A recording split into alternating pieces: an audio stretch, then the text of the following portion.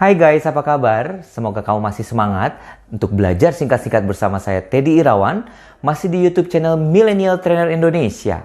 Dan video kita kali ini tetap singkat. Saya akan menjelaskan sedikit saja tentang bagaimana menjadi pemimpin era milenial yang agile. Apa itu agile? Ikuti videonya.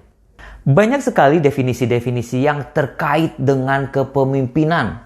Sumbernya bertebaran di mana-mana. Dari buku-buku, ada juga di internet, dan lain sebagainya.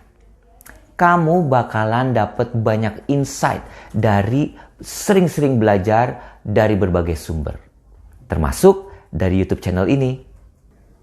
Tetapi di era milenial ini, seorang leader dihadapkan pada sebuah keadaan yang sangat kompleks.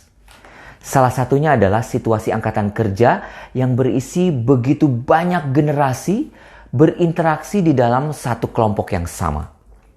Ada generasi baby boomer, generasi X, Y, Z, dan sebentar lagi generasi Alpha akan memasuki dunia kerja.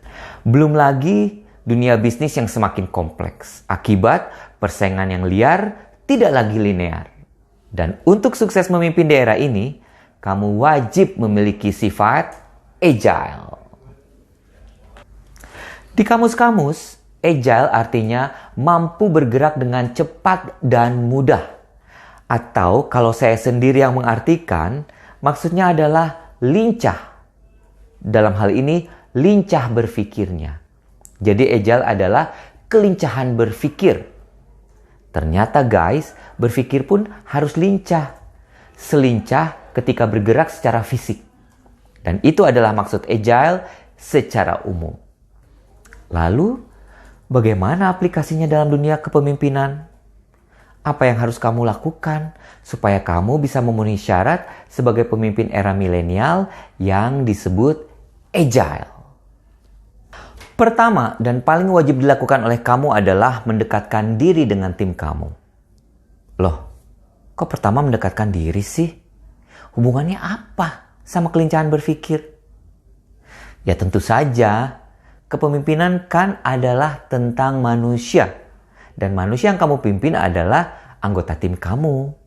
Jadi kepemimpinan kamu itu paling utama adalah tentang mereka.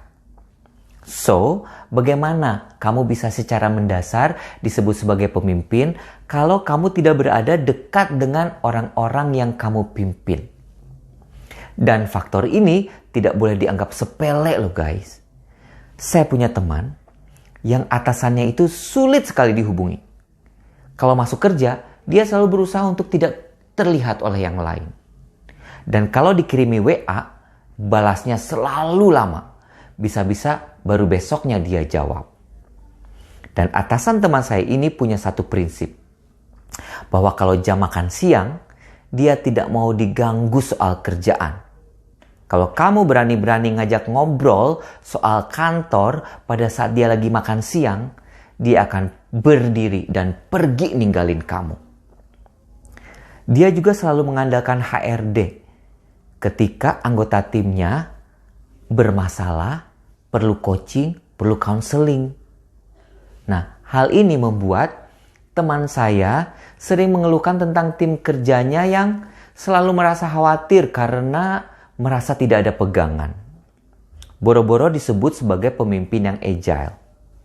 Bahkan teman saya dan tim kerjanya itu merasa tidak punya pemimpin di kantornya. Menurut kamu, kenapa ya atasan teman saya itu seperti itu? So ingat ya, yang pertama, kamu wajib mendekatkan diri dengan tim kamu. Supaya bisa disebut sebagai pemimpin yang agile. Kalau syarat pertama sudah kamu penuhi, barulah kamu bisa melakukan syarat berikutnya, yaitu kamu wajib menggunakan judgement yang kuat untuk menentukan kapan harus berpindah-pindah antara peran kepemimpinan dan peran manajemen ketika diperlukan. Nah, di syarat kedua ini ada 3 istilah tadi ya, yang harus saya jelaskan untuk kamu. Peran manajemen, peran kepemimpinan, dan judgement yang kuat. Saya akan menjelaskannya dari yang pertama dulu ya guys. Peran manajemen. Kamu memainkan peran ini ketika sedang mengimplementasikan strategi, mengukur kinerja, dan menjalankan sistem. Dan kamu tahu dong, manajemen itu orientasinya bukan orang, tetapi tugas.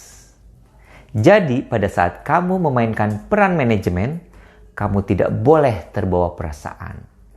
Kamu harus tegas dan berorientasi pada kelancaran sistem, bukan yang lain. Intinya, kamu tidak boleh baper. Kalau kamu melihat ada anggota tim yang tidak menjalankan strategi dasar atau visi di organisasi kamu wajib menjadi tegas terhadapnya. Kalau kamu melihat anggota tim yang kinerjanya tidak sesuai dengan harapan, kamu wajib menegurnya. Dan kalau ada sistem yang tidak dijalankan, maka kamu boleh marah pada anggota tim kamu. Tidak ada alasan bagi kamu untuk tidak melakukan pembetulan terhadap hal-hal yang saya sebutkan tadi. Misalnya kamu beralasan, aku canggung, atau itu anggota timku lebih tua dari aku, atau aku nggak bisa marah, dan lain sebagainya. Semua itu bukan alasan. Kalau kamu tidak mampu melakukannya, itu artinya kamu belum siap menjadi pemimpin di organisasi kamu. Kamu masih perlu belajar tentang kepemimpinan. Peran kepemimpinan. Kamu memainkan peran ini ketika membuat keputusan-keputusan dan mengkomunikasikan pesan-pesan yang kuat. Di sini, kamu wajib menyertakan faktor manusia ke dalam semua sepak terjang kamu. Keputusan-keputusan yang kamu buat harus difikirkan secara matang. Apakah menguntungkan semua orang di organisasi? Apakah mengganggu budaya di organisasi kamu? Apakah merugikan para stakeholder? Dan kamu wajib menanyakan itu semua pada diri sendiri. Begitupun ketika kamu mengkomunikasikan pesan-pesan yang kuat. Kamu wajib menyesuaikan diri terhadap jenis kepribadian anggota tim yang kamu ajak bicara, supaya pesan bisa tersampaikan dengan baik. Dan yang ketiga adalah judgement yang kuat. Di antara kedua peran tadi, kamu pasti sudah melihat ada ciri-cirinya ya. Saya ulang sedikit ciri-cirinya ya.